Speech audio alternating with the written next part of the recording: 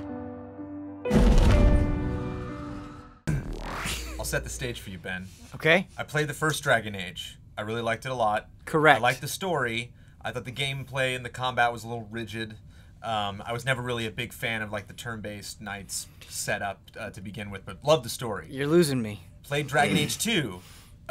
Didn't really like the story, but thought the combat was super fun. You lost me completely. Okay, well, considering all of that, we're going to Dragon Age 3, which you did not get to play today, but you saw somebody else play. What happened? Well, I want to say right out of the gate, out of the things that I saw personally, Ben Moore, Dragon Age Inquisition was the best looking game I saw at the show. And So far? In total? Yes. Wow. It looked incredible, and I was not expecting to say that.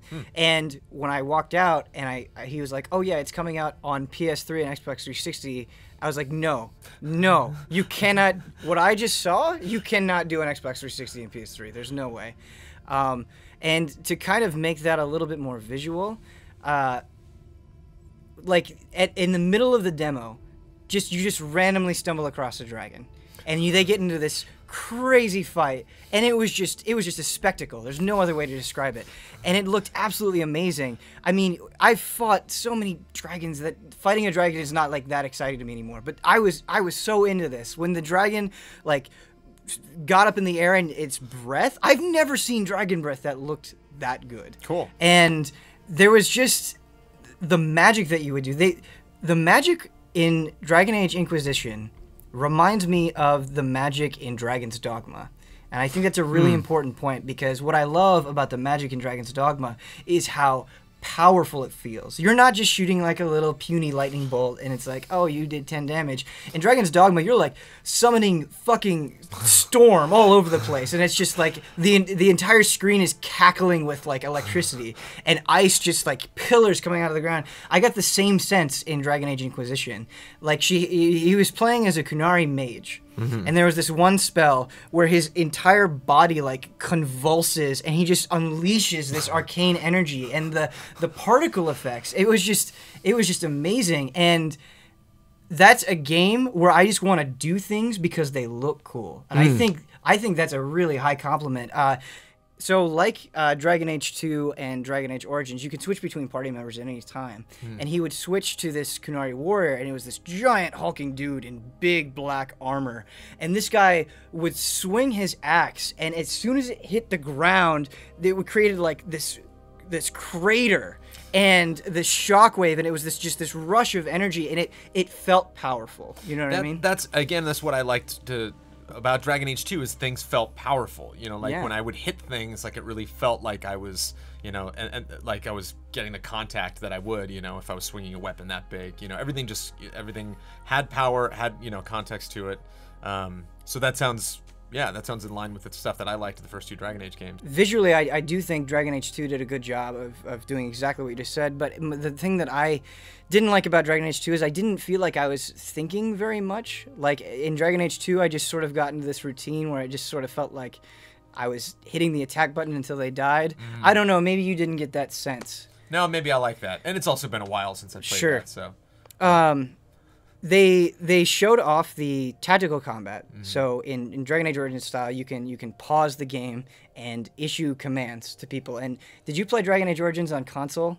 Yeah. Okay, so I think Dragon Age Origins on console, the combat is awful because you cannot do it. You can't do that tactical stuff as well on the console. But here he was using an Xbox 360 controller, and it looked so easy to do, and he did a lot of cool things. So there were 3 different sort of choke points where these like demon zombies were all rushing in, and he's like, okay, I'm gonna have the warrior go over here and block these guys, and then I'm gonna have the mage go in the back and cast spells so he's safe, and then I'm gonna have the archer kind of distract these guys. And it was just like click, click, click, and it looked so intuitive and easy to do, and it looked like the AI was smart enough that they got the idea. When you clicked on a spot, they're like, okay, this is what makes the most sense to do here. So I hope that translates to the full game. Yeah, it's I mean that's the nature of the fun of any BioWare game, you know, like that's what they try to set up, is like you feeling like you're in control of this big tactical situation. 4 players max in a party? They only had. Oh yes, because they did eventually get a fourth party member. So yes, 4. I didn't see more than 4. Yeah, and so the whole setup is the Templars and the mages are on. It's full scale war, and they're both fighting with each other, and. This is sort of Dragon Age Inquisition's big hook. The real thing that differentiates it heavily from the other 2 games is as you do events in the world, you will increase your Inquisition, which essentially means your influence. So the more you accomplish in the world, the more you explore, and the more people you convince to join your side, the stronger your army grows. And it sounds like kind of Assassin's Creed Brotherhood style. You can send members of your Inquisitions to go and do individual tasks. I love that stuff. I do too. The only concern I had is I didn't see it in the demo. It was just something that they sort of talked about. And if you remember in Mass Effect 3, that was also kind of a hook where you're like getting members to help you fight off the Reapers. Right. And that ended up that wasn't what I wanted it to be. You know, it was just like, okay, I completed the quest, so I had this number go up. And I didn't feel like actual human beings were part of my crew. I didn't feel bigger, even though my number was bigger, if that makes sense. Once again, I was reminded why BioWare RPGs are so good, because there was this elf ranger, and again the big hulking warrior, and as you were walking around, they were just sort of having this side conversation, and the big warrior was like, why don't I try throwing you? Like, you're really light. Why don't I just try throwing you into battle? And she was so annoyed and just calling him a moron. It's like, no, that's stupid. We want to do that. So just the quality of writing and the wittiness of it, it was like, oh man, I can't wait to hear all of these conversations throughout the game. Yeah, it's always fun getting different characters together, and like when you get a new person to come in your party, it's kind of fun checking in with all the other characters and seeing what they think of that person. Yeah, and something that I think has definitely been done in Mass Effect, but it will certainly be done more heavily in Inquisition than it was in the other previous Dragon Age games, is depending on who you have in your party, they will respond to a situation completely differently, and you will see things completely different than if you had a different makeup of your group. And they actually showed an example of that. So you knew going into this quest that one of your party members, he was a new guy. I don't remember his name, but he has one of the most glorious video game mustaches I've ever seen. Just like this masterpiece. Like, that guy's great. Anyway, he had a history with sort of this enemy that you're fighting, and so you sort of you got more insight into that relationship, and I think that's really cool, because in a lot of RPGs it's just like, all right, I'm gonna pick the guys I like for the entire game. You know, it's like, Garrus, you're sticking with me. So if I sort of have that incentive to bring other people along to see things that I would otherwise miss, I think that's awesome. Or possibly play through the game or load an old save and go in and try to do something a different way. Absolutely. When are we getting this game? October this year. Okay, lots of stuff in October. Is there anything else you want to know about Dragon Age that they didn't show you? Definitely. I mean, the Inquisition stuff is my biggest question. It was something that they were talking about as the demo was going on, but I didn't actually see. I want to know a little bit more about the story. Maybe I just need to brush up on my conflict between the Templars and the mages. Right. But yeah, and I want to get hands-on with combat, because what was interesting is they spent almost the entire demo doing real-time combat. They hardly paused at all, and it looked great. So I just want to confirm that, it actually feels as good. One more thing I have to say very briefly. Please. Mounts are going to be in Dragon Age for the first time. So they just showed a horse in the demo, and kind of Zelda Epona style. You can just whistle and your horse will appear.